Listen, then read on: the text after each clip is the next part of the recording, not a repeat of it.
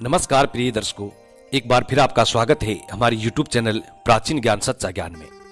प्रिय दर्शकों, आज फिर नया वीडियो नई जानकारी लेके हम हाजिर हुए हैं। आज की जो कहानी है, आज का जो प्रसंग है, ये बहुत ही ज्ञानवर्धक है और बहुत ही खास है। प्रिय दर्शकों, एक कहावत आपने हमेशा सुनी होगी कि कहां राजा भोज और कहां गंगू तेली। प्रिय दर्शकों, ये कहावत बहुत प्रचलित है और बहुत ही ज्ञानवर्धक है। इस कहावत के पीछे बहुत सारे ऐसे राज छुपे हुए हैं। यदि कोई बंदा इसके राज को समझ जाए तो वो अपना जीवन ही बदल सकता है।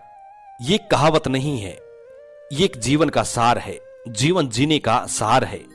प्रिय दर्शकों, आज इसी कहावत के ऊपर एक छोटी सी कहानी हम प्रस्तुत करने जा रहे हैं। कहानी राजा भोज और गंगू तेली के ऊपर है।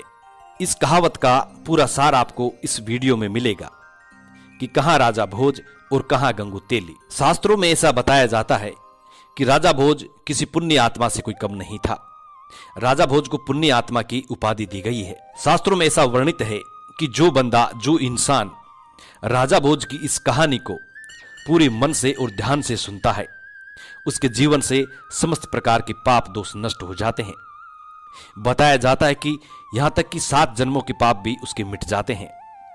शास्त्रों में राजा भोज के बारे में ऐसा लिखा गया है कि राजा भोज को तप, ज्ञान, धर्म और महाशक्ति की उपाधि दी गई है। राजा भोज एक ऐसा राजा हुआ था जो धर्म प्रिय राजा था।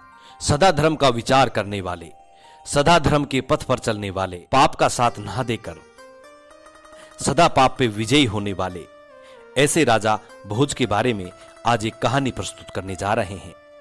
प्रिय दर्शकों, इस कहानी को ध्यान से सुनिएगा, इस कहानी को बड़े गौर से सुनिएगा। ये कहानी बड़ी पावन और पवित्र है और शास्त्रों में ऐसा बताया गया है कि जो लोग राजा भोज की कहानी को आधी अधूरी छोड़ देते हैं वो पाप के भागीदारी बनते हैं। इसलिए आपसे अनुरोध है, या तो आप इस कहानी को सुने नहीं, यदि आप सुन रहे हैं तो इस कहानी को पूरा सुने, जिससे कि आप पाप के भागीदारी बनने से बचे रहें। कहानी शुरू करने से पहले जो लोग हमसे नए जुड़े हैं वो हमारे चैनल को सब्सक्राइब करें, बेल आइकन ऑन करें, अच्छा कमेंट किया करें, ताकि हर आने वाले वीडियो का नोटिफिकेशन सबसे पहले आपको मिले और आप उसका फायदा उठा सकें। प्रिय दर्शकों, हमारे इस चैनल में हम रोज नई वीडियो, नई जानकारी लेके हाजिर होते हैं, इसलिए आप हमारे चैनल को जरूर सब्सक्राइब करें। शुरू करते हैं प्रिय दर्शकों आज का ये प्यारा सा वीडियो, प्यारी सी कहानी। शास्त्रों में ऐसा वर्णित बताया गया कि राजा भोज बड़े ही न्याय प्रिय राजा थे। सदा धर्म के पथ पर चलने वाले राजा थे। सदा धर्म का विचार करने वाले न्याय प्रिय राजा थे। सदा पाप पर विजय पाने वाले न्याय प्रिय राजा थे। राजा भोज के दरबार से कभी कोई खाली नहीं जाता था। राजा भोज के दरबार में सदा धर्म के हिसाब से ही न्याय होता था और राजा भोज के दरबार में जो भी कोई बंदा अपनी इच्छा लेके जाता था, उसकी इच्छा अवश्य पूरी की जाती थी, चाहे वो गरीब हो या अमीर। प्रिय दर्शकों, सबके लिए न्याय बराबर था। राजा भोज बहुत ही न्याय प्रिय राजा थे। उनके राज्य में एक गरीब और दुखी एक ब्राह्मण रहता था, बुजुर्ग ब्राह्मण रहता था। प्रिय दर्शकों, राजा भोज क्या करते थे कि अपनी नगरी के अंदर रोज शाम को वेश बदलकर और अपनी नगरी में घुमा करते थे, अपने गांव वालों के बीच में घुमा करते थे, ताकि उनको अपनी प्रजा की स्थिति के बारे में पता चले, कौन दुखी है और कौन सुखी है। इसी विचार को लेकर राजा रोज वेश बदलकर और नगर में घुमा करते थे। हर घर घर के द्वार पे जाते थे और उनकी सूचना लिया करते थे। एक दिन राजा उस गरीब ब्राह्मण के घर जाता है। एक दिन राजा भोज वेश बदलकर पूरे नगर में घूमता है और उस गरीब ब्राह्मण के घर पहुंचता है। जिस वक्त राजा उस गरीब ब्राह्मण के घर जाता है तो वो गरीब ब्राह्मण और उनकी गरीब ब्राह्मणी दोनों पति पत्नी बात कर रहे थे। गरीब ब्राह्मण अपनी पत्नी से कह रहा था कि देखो जी, अब मैं बहुत बुजुर्ग हो चुका हूं और मेरी आर्थिक स्थिति इतनी नहीं है कि मैं काम धंधा कर सकूं और आपका पेट पालन कर सकूं। प्रिय दर्शकों, उस गरीब ब्राह्मण के कोई पुत्र नहीं था, कोई पुत्री नहीं थी। दोनों पति पत्नी रहा करते थे और वो बुजुर्ग हो गए थे। ब्राह्मण अपनी पत्नी से कह रहा है कि मेरी अब आर्थिक स्थिति इतनी नहीं है, मेरे शरीर की शक्ति इतनी नहीं है कि मैं अब कमा सकूं और आपका पेट भर सकूं। मैं बहुत बुजुर्ग हो चुका हूं और मेरी स्थिति बहुत खराब हो चुकी है। मेरे हमारे कोई पुत्र भी नहीं है जो हमारी सेवा कर सके और हमारा पेट भर सके। गरीब ब्राह्मण अपनी पत्नी से इस बात को कहता है। राजा भोज छुप करके इस बात को सुनता है। गरीब ब्राह्मण और कहता है कि कल मैं राजा के दरबार में जाऊंगा और राजा से यह अरदास करूंगा, ये कहूंगा कि महाराज, मेरे कोई पुत्र भी नहीं है और हम पति पत्नी बुजुर्ग हो चुके हैं। हमारी काम करने की स्थिति नहीं है, हमारी काम धंधा करने की स्थिति नहीं है और हमारा जीवन व्यतीत करने के लिए हमें अनाज की आवश्यकता पड़ेगी। इतनी बात वो गरीब ब्राह्मण अपनी पत्नी से कहता है। और जब दूसरे दिन होता है तो दूसरे दिन वो गरीब ब्राह्मण राजा भोज के दरबार में जाता है। राजा भोज को हाथ जोड़कर ढोक प्रणाम करता है और राजा भोज से कहता है कि महाराज, मैं बहुत गरीब इंसान हूं और मैं बहुत बुजुर्ग हो चुका हूं। अब मेरी शक्ति नहीं है कि मैं कमा सकूं और अपनी पत्नी का पेट भर सकूं। हमारे कोई पुत्र भी नहीं है जो हमारा लालन पालन कर सके, जो हमारा बुढ़ापे की लाठी बन सके। प्रिय दर्शकों, राजा भोज रात में उन गरीब ब्राह्मण की पूरी बात सुन चुका था। राजा भोज को यह मालूम था कि यह गरीब ब्राह्मण बहुत ही निर्धन है, बहुत ही गरीब है। राजा भोज उस गरीब ब्राह्मण की पूरी बात सुनता है और राजा भोज अपने सैनिकों को आदेश देता है और राजा भोज कहते हैं कि इस गरीब ब्राह्मण को 100 स्वर्ण मुद्राएं दे दी जाए। प्रिय दर्शकों, राजा भोज उस गरीब ब्राह्मण को 100 स्वर्ण मुद्राएं देते हैं। वो गरीब ब्राह्मण बड़ा खुश होता है और 100 स्वर्ण मुद्राएं लेकर के अपने घर चला आता है। घर लाकर के अपनी पत्नी को कहता है कि राजा ने मुझे 100 स्वर्ण मुद्राएं दी हैं और इनसे हमारा जीवन व्यतीत हो जाएगा।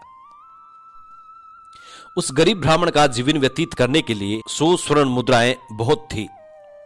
प्रिय दर्शकों, गरीब ब्राह्मण और गरीब ब्राह्मण की पत्नी स्वर्ण मुद्राएं पाकर बड़े खुश होते हैं और तिजोरी में रख करके रात को सो जाते हैं। जब सुबह उठ करके वो देखते हैं तो उनकी स्वर्ण मुद्राएं गायब होती हैं, स्वर्ण मुद्राएं नहीं मिलती हैं। ब्राह्मण बड़ा दुखी होता है। दोनों पति पत्नी काफी दुखी हो जाते हैं, रोते हैं, चिल्लाते हैं। गरीब ब्राह्मण अपनी पत्नी से कहता है कि प्रिय, मैं फिर से राजा के दरबार में जाऊंगा, महाराज भोज के दरबार में जाऊंगा और उनको इस घटना के बारे में मैं पूरा बताऊंगा। प्रिय दर्शकों, वो गरीब ब्राह्मण फिर से राजा भोज के दरबार में आता है और राजा भोज को वो पूरी कहानी बताता है। कहता है कि महाराज, रात को स्वर्ण मुद्राएं में रख करके सो गया और जब सुबह उठ करके मैंने देखा तो स्वर्ण मुद्राएं गायब थी। अब मैं क्या करूं? राजा भोज फिर अपने सैनिकों को आदेश देता है और कहते हैं कि फिर से इस गरीब ब्राह्मण को 100 मुद्राएं दे दी जाए। प्रिय दर्शकों, राजा भोज फिर से उस गरीब ब्राह्मण को 100 स्वर्ण मुद्राएं देते हैं। वो गरीब ब्राह्मण फिर से 100 स्वर्ण मुद्रा लेकर के बड़ा खुश होता है और अपने घर को चला आता है। प्रिय दर्शकों, फिर से लाके अपनी पत्नी को स्वर्ण मुद्राएं देता है और दोनों पति पत्नी बड़े खुश हो जाते हैं और राजा को आशीर्वाद देते हैं, राजा की तारीफ करते हैं और रात को फिर से अपने संदूक में स्वर्ण मुद्राओं को रखकर और दोनों पति पत्नी घर के ताला लगाकर, लोक लगाकर सो जाते हैं। रात को फिर से उस गरीब ब्राह्मण के सपने में राजा भोज जैसा कोई इंसान आता है और वो कहता है कि ब्राह्मण देवता, हमने जो आपको स्वर्ण मुद्राएं दी हैं वो हमें वापस लौटा दो, क्योंकि हमारे राज्य पर बड़ा संकट आ गया है और हमें स्वर्ण मुद्राओं की सख्त जरूरत है। प्रिय दर्शकों, वो ब्राह्मण स्वर्ण मुद्राएं निकालकर और राजा भोज के हम सकल इंसान को दे देता है। वो लेकर के वहां से चला जाता है। जब उस गरीब ब्राह्मण को चेत होता है, नींद खुलती है, तो वो तुरंत जाकर के अपनी स्वर्ण मुद्राओं को संभालता है, लेकिन स्वर्ण मुद्राएं वहां से गायब थी। प्रिय दर्शकों, वो गरीब ब्राह्मण फिर से दुखी हो जाता है कि मैंने तो सपने में महाराज को स्वर्ण मुद्राएं दी थी, लेकिन ये सही में गायब हो गई। इसी बात को सोचकर फिर से वो गरीब ब्राह्मण बड़ा दुखी हो जाता है और दूसरे दिन फिर से राजा के दरबार में जाता है और राजा भोज को वो सारी घटना सुनाता है। राजा भोज से कहता है कि महाराज, आप जैसा ही कोई मेरे सपने में आया था और उन्होंने ये कहा कि राज्य पे बड़ा संकट है, इसलिए हम आपसे स्वर्ण मुद्राएं वापस लेने आए हैं। और मैंने सपने में वो स्वर्ण मुद्रा उस व्यक्ति को दे दी, लेकिन जब मैंने सच में अपनी स्वर्ण मुद्राओं को जाके देखा तो मेरी स्वर्ण मुद्राएं गायब थी। प्रिय दर्शकों, गरीब ब्राह्मण की इतनी बात सुन के और राजा भोज फिर से अपने सैनिकों को आदेश देते हैं और कहते हैं कि फिर से इस गरीब ब्राह्मण को 100 मुद्राएं दे दी जाए। राजा भोज के सैनिक फिर से उस गरीब ब्राह्मण को 100 मुद्रा लौटा देते हैं, उस गरीब ब्राह्मण को 100 मुद्रा दे देते हैं और वो गरीब ब्राह्मण बड़ा खुशी खुशी अपने घर चला आता है। जब रात्रि का समय होता है तो राजा भोज स्वयं उस गरीब ब्राह्मण के घर की तरफ चल देते हैं। राजा भोज सोचते हैं कि शायद कोई इस गरीब ब्राह्मण को परेशान करने की कोशिश कर रहा है और जो हम स्वर्ण मुद्रा इस गरीब ब्राह्मण को देते हैं उन्हें लूट करके ले जा रहा है। इसलिए राजा स्वयं उस गरीब ब्राह्मण के घर चल देता है और घर के पास में जाकर के छुप करके बैठ जाता है। रात्रि का समय था, रात्रि का तीसरा पहर का वक्त हो चुका था। चंदा की चांदनी बड़ी तेज थी, तो राजा छुप करके बैठता है और देखता रहता है। जब रात्रि का तीसरा पहर का समय होता है तो राजा देखता है तो राजा की आंखें फटी की फटी रह जाती है।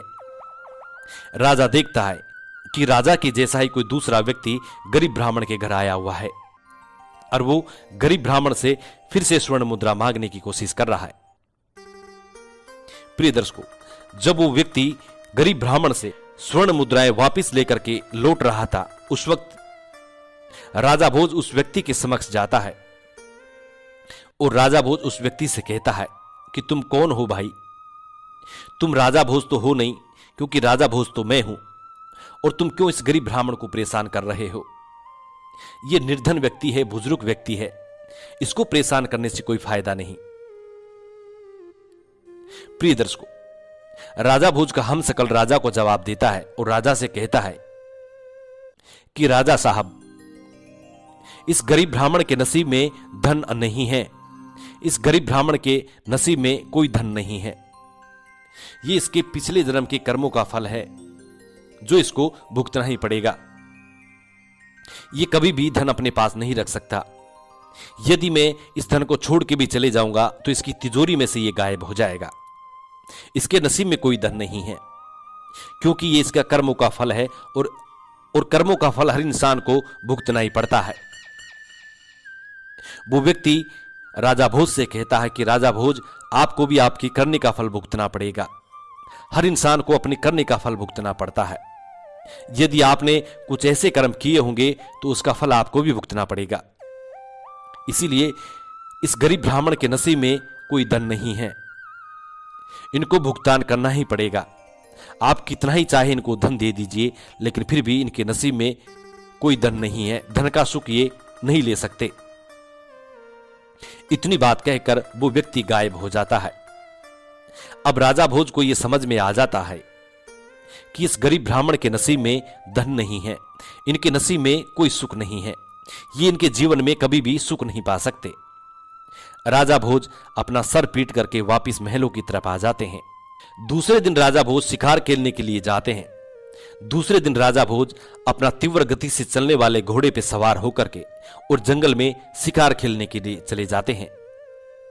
राजा भोज शिकार खेलने के लिए जंगल में जाते हैं और जंगल में घूमते घूमते इतनी दूर पहुंच जाते हैं कि जहां भयंकर पहाड़ी इलाका था। अब राजा भोज अपने घोड़े को चाबुक मारते हैं और वो घोड़ा इतनी तेजी से उड़ान भरता है, इतनी तेजी से उड़ान भरता है कि राजा भोज घोड़े से नीचे गिर जाते हैं और लवलवान होकर के नीचे पड़ जाते हैं। घोड़ा इतनी तेजी से उड़ान भरता है कि राजा भोज नीचे गिर जाते हैं और लवलवान हो जाते हैं। प्रिय दर्शकों, राजा भोज अचेत हो जाते हैं। जब राजा को होश आता है तो राजा देखता है कि राजा दूसरे राज्य के सैनिकों के कब्जे में थे। प्रिय दर्शकों, दूसरे राज्य के सैनिक राजा भोज से पूछते हैं कि भाई तुम कौन हो और कहां से आए हो? राजा भोज समझ जाता है यदि मैं इनको अपना परिचय देता हूं तो ये मुझे मार डालेंगे। इसलिए राजा भोज मौन रहते हैं, चुप रहते हैं। प्रिय दर्शकों, दूसरे राज्य के सैनिक राजा भोज को बंदी बना लेते हैं और मारपीट लगाते हैं। सोचने लगते हैं कि ये कोई गुप्तचर है किसी अन्य राज्य का। राजा भोज की काफी पिटाई करते हैं, काफी मार लगाते हैं, और जब राजा भोज अचेत हो जाता है तो राजा भोज को अपनी नगर की सीमा से बाहर फेंक देते हैं। प्रिय दर्शकों, राजा भोज अचेत अवस्था में पड़ा हुआ था। तब उसी रास्ते से गंगू तेली निकल रहा था। गंगू तेली की नजर राजा भोज पर पड़ जाती है। गंगू तेली देखता है कि कोई व्यक्ति अचेत अवस्था में पड़ा हुआ है, खूनों से लहूलुहान हुआ है। जब गंगू तेली देखता है तो राजा भोज को वहां से उठाता है। राजा भोज को उठाकर अपने घर ले जाता है। अपने घर ले जाकर राजा भोज के मलम पट्टी करता है, दवा उपचार करता है। कुछ दिनों बाद में राजा भोज बिल्कुल ठीक हो जाते हैं।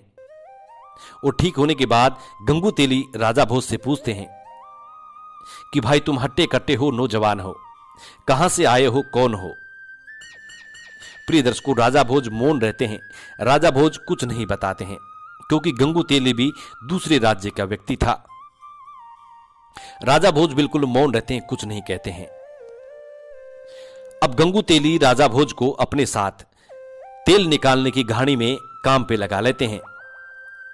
उधर गंगू तेली भी घानी का बैल बन करके और घानी को चलाता। उधर राजा भोज भी एक साइड बैल की जगह घानी में जुट जाते और घानी को चलाते, तेल निकालते। प्रिय दर्शकों, राजा भोज गंगू तेली का दास बन जाता है और गंगू तेली के साथ रोज घानी का तेल निकालते, बैलों की जगह जुड़कर कार्य करते और घानी को फिरोते और तेल निकालते। उधर राजा भोज धीरे धीरे कुछ गीत गुनगुनाते हुए घानी में काम करते।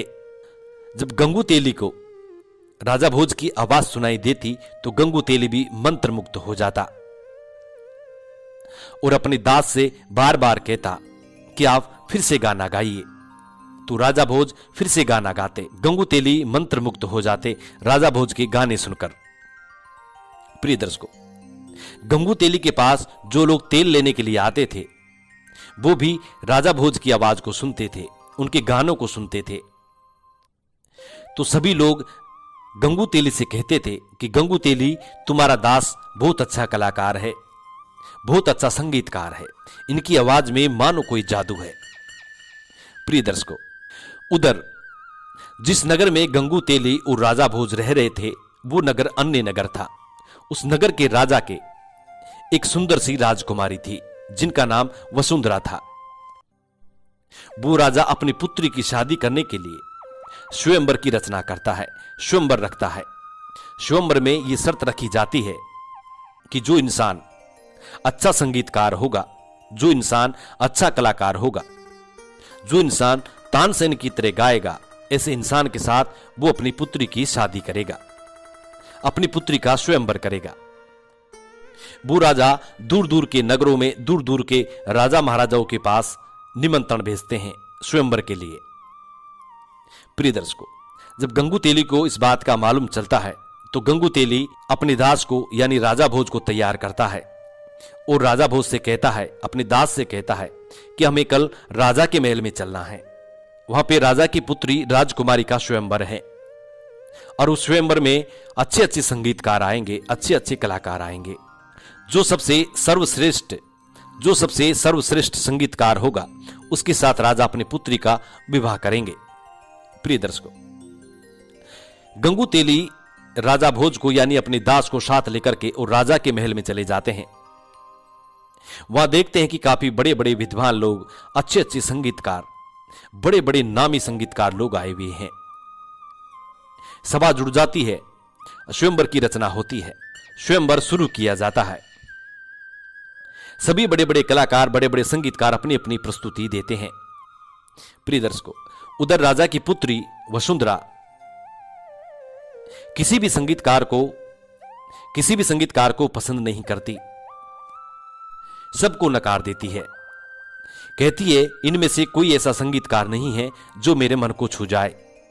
जब सभी संगीतकार समाप्त हो जाते हैं तो अंत में जाकर के राजा भोज अपने दास को यानी राजा भोज को खड़ा करता है, अपने राजा से आज्ञा लेता है कि महाराज मेरे पास भी एक संगीतकार है। एक बार इसको भी मौका दिया जाए। राजा के आदेश पाकर गंगू तेली अपने दास को यानी राजा भोज को संगीत के लिए खड़ा करता है। जब राजा भोज संगीत सुनाने के लिए खड़े होते हैं, खड़े होते हुए पूरी प्रजा को प्रणाम करते हैं, राजा को प्रणाम करते हैं, हाथ जोड़ के प्रणाम करते हैं।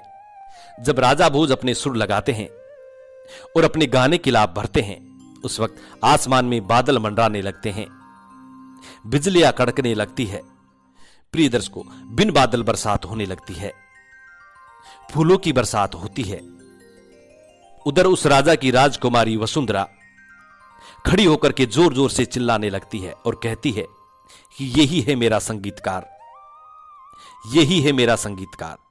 जोर जोर से चिल्लाती है। प्रिय दर्शकों, सभा में बैठे सभी बड़े बड़े विद्वान लोग हक्के बक्के रह जाते हैं, देखते रह जाते हैं। वो राजा अपनी पुत्री को समझाता है कि पुत्री, तुम्हें इस तरह नहीं चिल्लाना चाहिए। भरी सभा में खड़े होकर एक साधारण व्यक्ति के लिए तुम चिल्ला रही हो। इनके कोई कुल का पता नहीं है, कोई गोत्र का पता नहीं है, और तुम्हारा इस तरह चिल्लाना अच्छा नहीं है। प्रिय दर्शकों, राजा भोज अपना संगीत खत्म करते हैं, समाप्त करते हैं। उसके बाद वो राजा भोज से पूछता है कि भाई तुम कहां के रहने वाले हो। तभी उस राजा की पुत्री वसुंधरा कहती है कि पिताश्री, मैंने इस व्यक्ति को अपना जीवन साथी चुन लिया है और यही मेरा जीवन साथी होगा। वो राजा अपनी पुत्री से कहता है कि पुत्री, अभी तक इसका कोई कुल का पता नहीं है, कोई गोत्र का पता नहीं है। इस व्यक्ति के साथ तुम्हारा विवाह नहीं हो सकता। यदि हमारे दरबारी इस चीज का निर्णय करेंगे, क्योंकि हमारे दरबार में बड़े बड़े विद्वान लोग बैठे हुए हैं, हमारे दरबार में 4 ऐसे विद्वान लोग हैं, यदि इनकी सहमति होती है तो ही हम आपका विवाह इस व्यक्ति के साथ कर सकते हैं। उस राजा के दरबार में तप, ज्ञान, धर्म और महाशक्ति 4 विद्वान बैठे हुए थे। राजा 4 विद्वानों से सवाल पूछते हैं एक एक करके। सबसे पहले राजा तप से पूछते हैं और कहते हैं कि तप, तुम खड़े हो जाओ और तुम ये बताओ कि संसार में ऐसा कौन सा तपस्वी है, ऐसा कौन सा महापुरुष है कि जिसके तप से ब्रह्मांड भी थर्रा जाए। प्रिय दर्शकों, तप हाथ जोड़कर और राजा से कहता है कि महाराज, ऐसा तपतारी सिर्फ एक ही व्यक्ति है और वो है राजा भोज। राजा भोज के सिवाय आज इस संसार में ऐसा कोई तपधारी नहीं है जिसके तप से पूरा ब्रह्मांड थर्रा जाए। तप की इतनी बात सुनने के बाद वो राजा दूसरा सवाल ज्ञान से करता है। कहता है कि ज्ञान, अब तुम खड़े हो जाओ। और ज्ञान से सवाल करता है और कहते हैं कि ज्ञान, हमें तुम ये बताइए कि इस संसार में ऐसा सबसे बड़ा ज्ञानी कौन है जिसके ज्ञान के आगे बड़े बड़े विद्वान लोग फेल हो जाए, रावण जैसे विद्वान भी फेल हो जाए। ऐसा ज्ञानी व्यक्ति इस संसार में कौन है। ज्ञान भी हाथ जोड़कर राजा को प्रणाम करता है और कहता है कि महाराज, आज के इस संसार में सबसे ज्ञानी व्यक्ति एक ही है और वो है राजा भोज। राजा भोज के सिवा इस संसार में दूसरा कोई ज्ञानी व्यक्ति नहीं है। राजा भोज के पास में 4 शास्त्रों का ज्ञान है, सभी वेद पुराणों का ज्ञान है। इसलिए राजा भोज के सिवा दूसरा इस दुनिया में ज्ञानी नहीं है। ज्ञान की इतनी बात सुनकर के वो राजा तीसरा सवाल धर्म से करते हैं कि धर्म, अब तुम खड़े हो जाओ और तुम हमें यह बताओ कि इस संसार में सबसे बड़ा धर्मात्मा कौन है। धर्म हाथ जोड़कर के राजा को प्रणाम करता है और राजा से कहता है कि महाराज, आज के इस संसार में सबसे बड़ा धर्मात्मा एक ही व्यक्ति है और वो है राजा भोज। उसके सिवा दूसरा कोई धर्मात्मा व्यक्ति नहीं है। धर्म की इतनी बात सुनने के बाद राजा तीसरा सवाल महाशक्ति से करते हैं। कहते हैं कि महाशक्ति, अब तुम खड़े हो जाओ और तुम हमें यह बताओ कि संसार में सबसे शक्तिशाली राजा कौन सा है जिसके समक्ष नारायणी सेना भी फेल हो जाए। ऐसा महाशक्तिशाली राजा कौन सा है। प्रिय दर्शकों, महाशक्ति हाथ जोड़कर राजा को प्रणाम करता है और राजा से कहता है कि महाराज, ऐसा शक्तिशाली राजा जिसके आगे नारायणी सेना भी परास्त हो जाए, वो एक ही है और वो है राजा भोज। राजा भोज के सिवा इस संसार में कोई दूसरा ऐसा व्यक्ति नहीं है जिसमें इतनी शक्ति हो, इतनी ताकत हो, जिसके समक्ष नारायणी सेना भी फेल हो जाए। प्रिय दर्शकों, राजा तीनों महापुरुषों की बात सुनता है और राजा अपनी पुत्री से और गंगू तेली के दास व्यक्ति से कहता है कि तुम दोनों ध्यान से सुनो। गंगू तेली के दास से यानी राजा भोज से कहता है, तुम एक छोटे व्यक्ति हो, गंगू तेली के दास हो, इसलिए अभी तुमने चारों महापुरुषों की बात सुनी है और चारों ने सिर्फ राजा भोज का ही जिक्र किया है। मेरी पुत्री के लिए राजा भोज ही ठीक रहेगा। राजा भोज के सिवा दूसरा कोई व्यक्ति मेरी पुत्री का पानी हरण नहीं कर सकता। वो राजा गंगू तेली के दास से यानी राजा भोज से इतनी बात कहता है और अपनी पुत्री से कहता है कि पुत्री, तुम ही समझने की कोशिश करो, तुम्हारे लिए सिर्फ राजा भोज ही रहेंगे, इसके अलावा दूसरा कोई व्यक्ति तुम्हारे लिए ठीक नहीं है। उधर गंगू तेली का दास यानी राजा भोज दास के रूप में हाथ जोड़ करके राजा से कहता है कि महाराज, आपका कहना बिल्कुल सत्य है, लेकिन एक छोटी सी बात मैं भी कहना चाहता हूं। राजा भोज हाथ जोड़ करके कहता है कि महाराज, मेरी बात को गौर से सुनिएगा। कहता है कि महाराज, तप, ज्ञान, धर्म और महाशक्ति से बड़ी भी कोई चीज होती है। गंगू तेली के दास की यानी राजा भोज की इतनी बात सुनकर पूरा दरबार हक्का बक्का हो जाता है। उधर उस नगर के महाराज भी गंगू तेली के दास पर यानी राजा भोज पर चिढ़ जाते हैं और कहते हैं कि इन चारों के अलावा संसार में कोई चीज नहीं है और तुम एक छोटे से दास हो, तुम्हारी इतनी औकात नहीं है कि तुम हमारे भरे दरबार में हमारी बेइज्जती करो। लेकिन गंगू तेली का दास यानी राजा भोज फिर से राजा से कहता है कि महाराज, इस बात का प्रमाण यह है कि जब किसी की समय बिगड़ती है तो वो लोटा लेके भीख मांगने पर मजबूर हो जाता है। जिस व्यक्ति का तुम जिक्र कर रहे हो, जिस व्यक्ति की तुम प्रशंसा कर रहे हो, वो राजा भोज भी आज दर दर की ठोकरें खाते फिर रहा है और किसी का दास बनकर के अपना जीवन व्यतीत कर रहा है। प्रिय दर्शकों, गंगू तेली के दास की यानी राजा भोज की इतनी बात सुनने के बाद पूरे दरबार में सन्नाटा छा जाता है। उस राजा के दरबार में एक चतुर व्यक्ति था। वो चतुर व्यक्ति राजा के कान में कहता है कि महाराज, सुना तो हमने भी है कि राजा भोज अपने राज्य में नहीं है और कहीं लापता हो गए हैं। तो वो राजा तुरंत समझ जाता है कि यही राजा भोज है और इतना ज्ञान सिर्फ राजा भोज के पास ही हो सकता है, अन्य किसी व्यक्ति के पास नहीं हो सकता। व्यक्ति का शरीर देखिए, हट्टा कट्टा है, चमकीला है, नौजवान है और इसका ललाट देखिए जैसे चंद्रमा चमक रहा हो।